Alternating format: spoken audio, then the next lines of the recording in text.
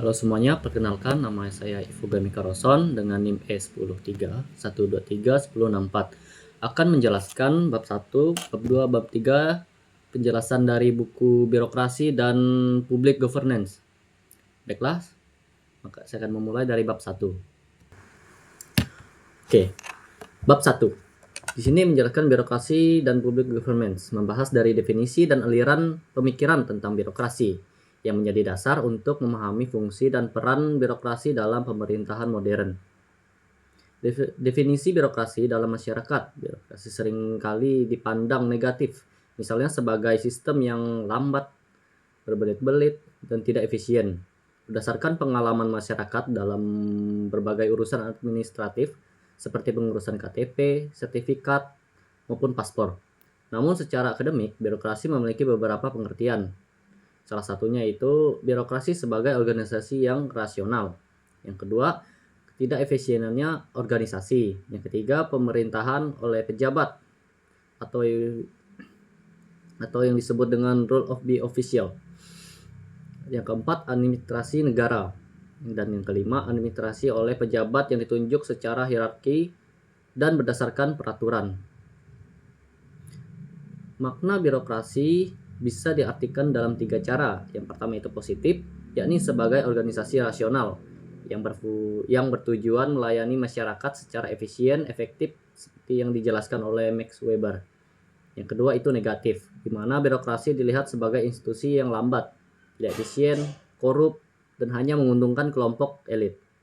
Dan yang ketiga, netral, sebagai sistem organisasi yang besar dan diperlukan untuk menjalankan fungsi dan negara.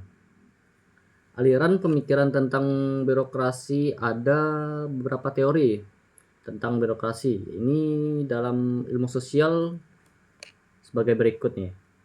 Yang pertama itu teori rational administrative model. Dikembangkan oleh Max Weber, teori ini menekankan bahwa birokrasi terus dibentuk secara rasional dan berbasis aturan. 2. Teori Power Black Model. Melihat birokrasi sebagai alat untuk mempertahankan kekuasaan oleh kelompok dominan dalam masyarakat. 3. Teori Brure-Stratic. Oversupply Model mengkritik birokrasi yang cenderung membesar dan tidak efisien dalam alokasinya.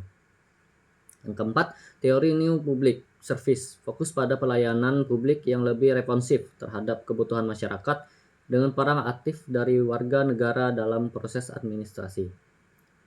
Di bab 1 ini memberi dasar yang penting untuk memahami bagaimana birokrasi berfungsi dan mengapa ia dibutuhkan dalam masyarakat modern. Meskipun sering mendapat kritik karena efisiensi yang diperlakukan sungguh tidak disfungsionalnya.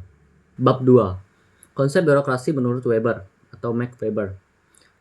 Weber mengemukakan konsep birokrasi sebagai bentuk organisasi yang paling sesuai untuk masyarakat modern melalui gagasan The Ideal Type of Bureaucracy. Birokrasi yang ideal memiliki ciri-ciri sebagai berikut. Yang pertama itu adanya hierarki jabatan yang jelas. Yang kedua, pembagian tugas dan wewenang yang jelas dan setiap jabatan. Ketiga, para pejabat birokrasi diangkat berdasarkan kualifikasi profesional. Yang kelima, pejabat mendapat gaji dan pensiun yang sesuai dengan posisinya. Dan yang terakhir, ada struktur karir yang jelas, memungkinkan kenaikan pangkat berdasarkan prestasi atau senioritas. Bagian kedua, teori tindakan sosial. Weber mengembangkan konsep tindakan sosial yang menyatakan bahwa semua aktivitas manusia dipengaruhi oleh maksud dan motivasi tertentu. Salah satunya itu tipe efektif, didorong oleh emosi. Kedua, tipe tindakan transisional berdasarkan kebiasaan. Yang ketiga, tipe rasional instrumental, berfokus pada pencapaian tujuan dengan cara yang efisien dan teratur. Ketiga, proses rasionalisasi. Menurut Weber, semua tindakan manusia pada akhirnya rasional. Ia menyebut proses ini sebagai proses of realization, yang menyiatkan bahwa tindakan manusia secara bertahap menjadi lebih sistematis dan terukur. Dan 4. Otoritas legal. Weber juga membahas bahwa kehidupan sosial manusia, terutama dalam konteks organisasi dan pemerintahan, harus diatur oleh hukum yang jelas. Dia menyebutkan sebagai otoritas yang legal, di mana setiap anggota organisasi harus mematuhi hukum tersebut. Weber juga menjelaskan 5 keyakinan dasar dan otoritas yang legal. Yang pertama itu, hukum sebagai sistem aturan abstrak. Yang kedua, keputusan pada hukum adalah kewajiban setiap anggota organisasi. Oke, yang terakhir, kritik terhadap Max Weber-nya. Pemikiran Weber tentang birokrasi tidak luput dari kritik.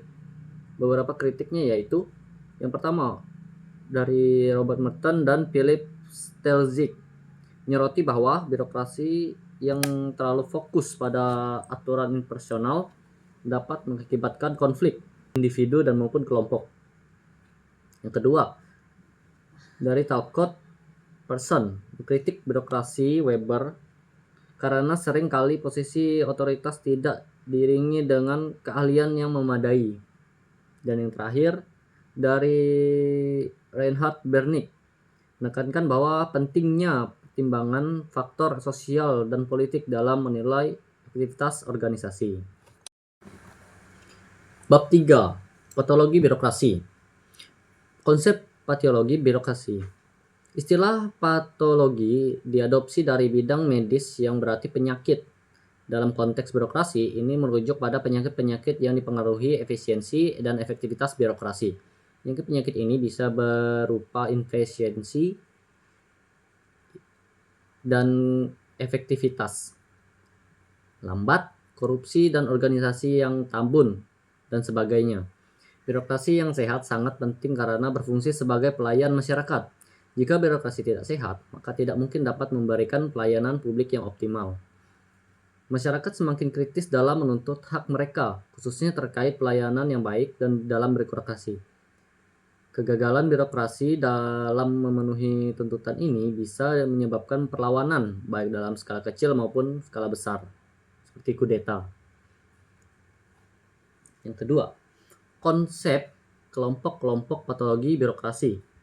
Yang pertama, persepsi dan gaya manajerial, meliputi penyalahgunaan wewenang, korupsi, mempertahankan status quo, boros, aroganisasi, dan keraguan-raguan dalam pengambilan keputusan.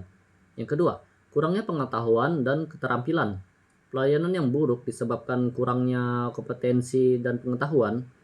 Keterampilan dan diantaranya aparat birokrasi sering terjadi miskomunikasi ataupun banyak mengakibatkan keraguan. Dan yang ketiga, pelanggaran peraturan perundang-undangan. Beberapa pejabat birokrasi sering melanggar peraturan hukum yang berlaku, termasuk dalam hal korupsi dan disiplin.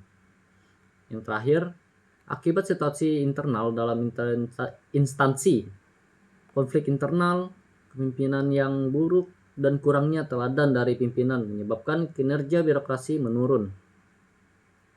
Secara keseluruhan, bab ini membahas bagaimana berbagai jenis penyakit birokrasi dapat mengaruhi kinerja birokrasi, serta dampaknya terhadap masyarakat dan dinamika politik dalam lingkup pemerintahan.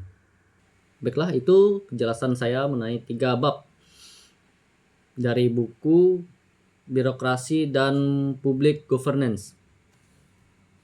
Terima kasih.